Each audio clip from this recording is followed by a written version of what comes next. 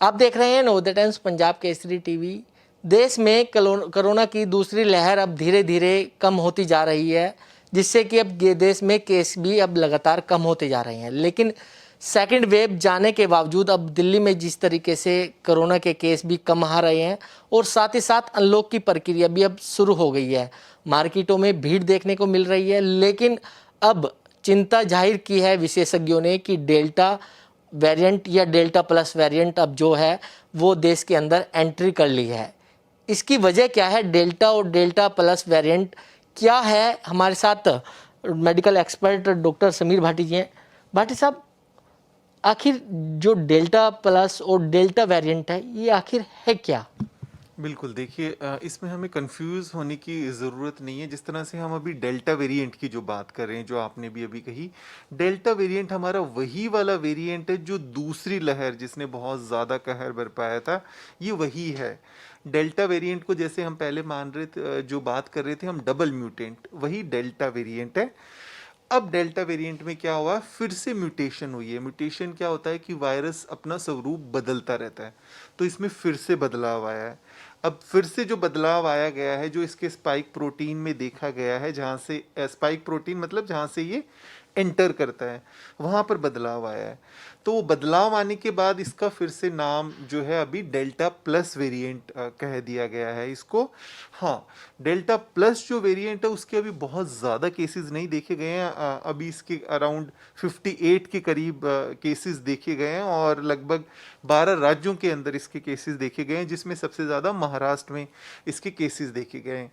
अब क्या होता है कि जैसे कोई भी नई तरह का वेरिएंट हमें पता चलता है कि ये नया वेरिएंट आया है, उसमें हमें थोड़ी से और डेटा चाहिए होता है, थोड़ी और रिसर्च करनी होती है कि क्या ये जो नया वेरिएंट आया है ये संक्रामक है या ये जानलेवा है या इसके ऊपर वैक्सीन असर करेगी या नहीं।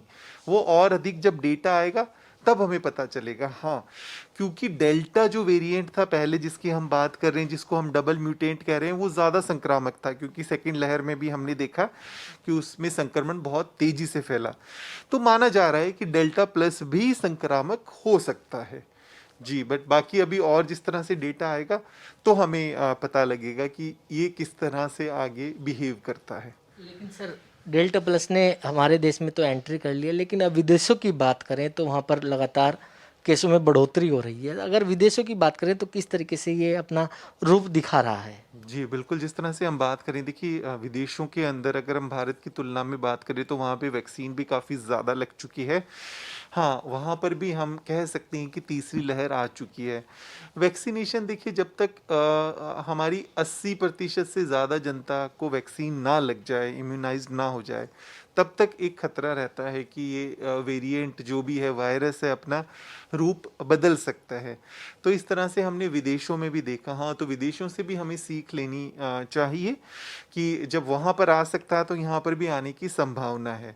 तो इसीलिए हम बात कर रहे हैं कि जल्दी से जल्दी हम वैक्सीनेट हो जाएं, क्योंकि हमें अभी तक भी नहीं पता कि कितनी जनता है जिसको नेचुरल इन्फेक्शन हो चुका है, कोविड होके रिकवर हो चुके हैं, और क्योंकि वैक्सीन की हमें संख्या पता है, पर नेचुरल इन्फेक्शन की बात करें तो जिस तरह का हमारे पास डेटा था कि 3 करोड़ के करीब लोगों को कोविड हुआ था, पर भारत की जनसंख्या तो इतनी बड़ी है, तो एग्जैक्ट कितने लोगों को नेचुरल इन्फेक्शन हुआ, वैक्सीन एक संख्या हमें पता है कि इतनों को लग गई, पर अगर फिर भी देखें तो अभी काफ़ी उसके अंदर गैप है। तो वैक्सीन की स्पीड बढ़ानी पड़ेगी हमें तीसरी वेव को रोकने के लिए। इसके अलावा हमें देखना है कि नॉन वैक्सीनेटेड कितने लोग हैं, ससेप्टेबल कितने लोग हैं, मतलब कितने लोगों को अभी ना तो वैक्सीन लगी है और ना ही उनको नेचुरल इन्फेक्शन हुआ था। तो इन सब बातों के ऊपर निर्भर करता है। और तीसरा, हमारी जो ये डेल्टा प्लस वेरिएंट है, इसका आगे किस तरह से पता लगता है, क्योंकि जो डेल्टा प्लस वेरिएंट है या किसी भी तरह का वेरिएंट है, ये दर्शकों को बताना चाहेंगे कि ये हम जो RT-PCR टेस्ट करते हैं उसमें पता नहीं चलता है। इसके लिए स्पेशलाइज्ड लैब होती है जिसमें हम जीनोम सीक्वेंसिंग जिसको कहते हैं, उससे हमें पता लगता है। क्योंकि RT-PCR टेस्ट से सिर्फ पता लगेगा कि पॉजिटिव हैं या नेगेटिव हैं, बट आगे फर्दर उस सैंपल को भेजा जाता है, पॉजिटिव सैंपल को, उसमें पता चलता है कि ये किस तरह का कोई वेरिएंट है या नहीं है। लेकिन भाटी साहब, जिस तरीके से आपने बताया कि वेरिएंट के बारे में, लेकिन थर्ड वेव को लेकर कितनी आशंका जो है वो जताई जा रही है? देखिए थर्ड वेव के अंदर जब तक मैं आपको बताया कि जब तक हमारी 80% जनता को पूरी तरह से वैक्सीन ना या तो लगा दी जाए या उनमें कोई नेचुरल इन्फेक्शन ना आया हो, तब तक संभावना रहती है कि वायरस अपना स्वरूप बदल सकता है। तो एक तो वो वाली बात है। दूसरी बात एक और है कि जिस तरह से अभी हमारी जो 18 साल से नीचे की पॉपुलेशन है, जो हमारे बच्चे हैं वो वैक्सीनेटेड नहीं हुए हैं, तो वो भी एक ससेप्टेबल पॉपुलेशन है कि संभावना रहती है उनके अंदर भी कि इन्फेक्शन हो सकता है। हालांकि बच्चों में देखा गया है कि उस तरह से बहुत ज़्यादा वायरस उनको खतरा नहीं पहुंचाता है, पर बच्चे जो इन्फेक्शन है उसको कैरी कर सकते हैं, उसको फैला सकते हैं। तो इस तरह से हम देख रहे हैं कि वैसे माना जा रहा है कि दिसंबर तक हम अपनी वैक्सीन की जो ड्राइव है उसको काफ़ी हद तक स्पीड अप कर सकेंगे और काफ़ी लोगों को वैक्सीनेट कर सकेंगे। पर जब तक वैक्सीनेट नहीं होते तब तक ये खतरा रहेगा। और इससे एक महत्वपूर्ण बात और है कि जैसे शहरों में तो हम देख रहे हैं कि फिर भी उतनी हेजिटेंसी वैक्सीन को लेके उतना ज़्यादा अब भ्रम नहीं है लोगों में और लगवा रहे हैं, पर ग्रामीण क्षेत्रों में तो अभी भी काफ़ी हद तक इस चीज़ को लेके लोगों के अंदर काफ़ी शंकाएं हैं और वहाँ पर जो हमारी वैक्सीन है उतनी स्पीड से नहीं लग रही है।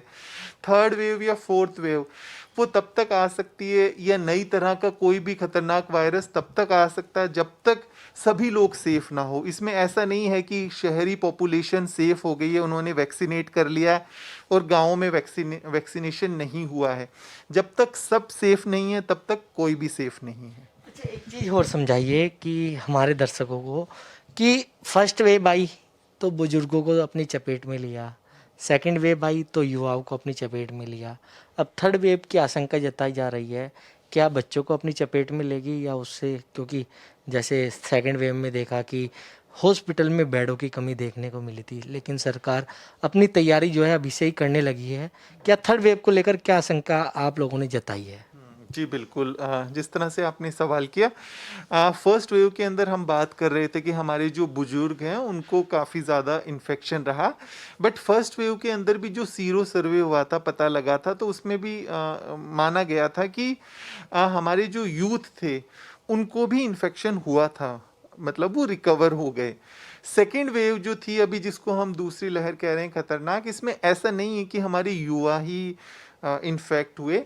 सेकेंड वेव के अंदर तो हर एक ग्रुप इन्फेक्ट हुआ था, सभी लोग अफेक्ट हुए थे। इनफैक्ट हम लोगों के पास जब टेस्ट कराने भी आते थे तो पूरी की पूरी फैमिली इन्फेक्ट होती थी, जिसमें बच्चे भी होते थे, युवा भी होते थे और बुजुर्ग भी होते थे।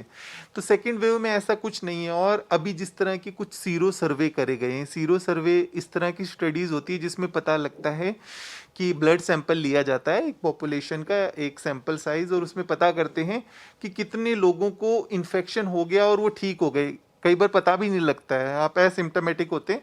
तो उस सीरो सर्वे में पता लगा है कि बच्चे भी काफ़ी इन्फेक्ट होकर रिकवर हो गए और उनको पता भी नहीं लगा। तो ऐसा पाया गया है। तो सेकेंड वेव के अंदर भी बच्चे इन्फेक्ट हुए थे, इसलिए हम ऐसा नहीं कह सकते कि जो थर्ड वेव आएगी वो सिर्फ बच्चों को ही इफेक्ट करेगी। थर्ड वेव आएगी वो किसी को भी इफेक्ट कर सकती है, कोई भी ससेप्टेबल या जिसको पहले ना हुआ हो या जो पहले वैक्सीनेट ना हुआ हो। तो ये अभी हम नहीं कह सकते कि वो किनको अफेक्ट करेगी। हाँ, ये इसलिए कहा जा रहा है क्योंकि हमारी जो बच्चे हैं वो अभी तक वैक्सीनेशन वाली प्रक्रिया में शामिल नहीं हुए हैं, इसलिए माना जा रहा है कि उनमें इन्फेक्शन होने की संभावना बढ़ सकती है। अच्छा सर, थर्ड वेव से कैसे बचा जा सकता है? बचने का है कुछ इलाज? जी बिल्कुल। देखिए, थर्ड वेव से बचने का सबसे इम्पॉर्टेंट इलाज ये है कि अभी जिस तरह से हम बात कर रहे हैं, वैक्सीन्स तो आ ही रही हैं और वैक्सीन्स तो लग ही रही हैं। सबसे महत्वपूर्ण है कि एक मास्क हम पहनना हमें बिल्कुल भी अभी नहीं छोड़ना जब तक हमारी गाइडलाइंस, कैसे हमने बाकी देशों में भी देखा, कई देशों के अंदर जैसे मास्क को हटा दिया गया पर फिर से मास्क को लगा दिया। तो मास्क सबसे बड़ा प्रोटेक्शन है।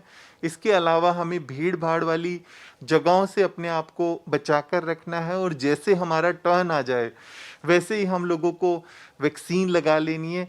यही सब उपाय है जो शुरू से हैं, क्योंकि किसी भी वेव से बचने के लिए कोई उपायों में चेंज नहीं आया है। वही कोविड अप्रोप्रिएट बिहेवियर है, वही हमें हमेशा फॉलो करना है। हम खुद सुरक्षित रहेंगे तो अपनी फैमिली को सुरक्षित रख सकते हैं और अपने समाज को सुरक्षित रख सकते हैं। लेकिन सर, भीड़ तो मार्केटों में बड़ी देखने को मिल रही है जब जब से अनलॉक की प्रक्रिया शुरू हुई है। जी, बिल्कुल, इसमें सबसे ज़्यादा ज़रूरी है कि देखिए गाइडलाइंस तो बनी हुई है, पर सरकारों की और सबकी ज़िम्मेवारी बन जाती है कि उनको स्ट्रिक्टली फ़ॉलो करा लेना ज़रूरी है। क्योंकि यहाँ पर महत्वपूर्ण है कि उन गाइडलाइंस को इम्प्लीमेंट बहुत ही ज़रूरी है फ़ॉलो कराना।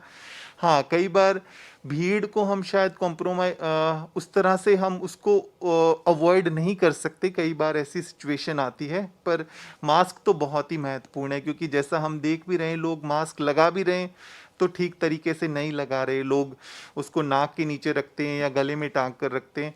ऐसा बिल्कुल भी नहीं करना। तो मास्क तो बहुत ही महत्वपूर्ण है, अगर बाकी थोड़ी चीज़ें कॉम्प्रोमाइज़ हो जाए, मास्क साथ हमें बिल्कुल भी कॉम्प्रोमाइज़ नहीं करना है। वैक्सीन को लेकर क्या कहेंगे आप कि वैक्सीन जो लोग नहीं लगवा रहे हैं कि वो ज़्यादा से ज़्यादा लगवाएं फिर? हाँ, देखिए जैसे एकदम सेकंड वेव के अंदर हमने देखा कि लोगों की बहुत डिमांड बढ़ गई। उन्होंने देखा कि हाँ, वैक्सीन हमारे लिए बहुत ज़रूरी है और उस टाइम लोगों में एकदम एक उत्साह भी था और उनको एक डर भी था कि नहीं, हमें लगानी है। बट जैसे ही सेकंड लहर कम हुई, फिर से लोगों के अंदर उनको रहता है कि हम वेट करें कि कोई दूसरी और वैक्सीन आए, शायद और अच्छी बढ़िया वैक्सीन आ जाए।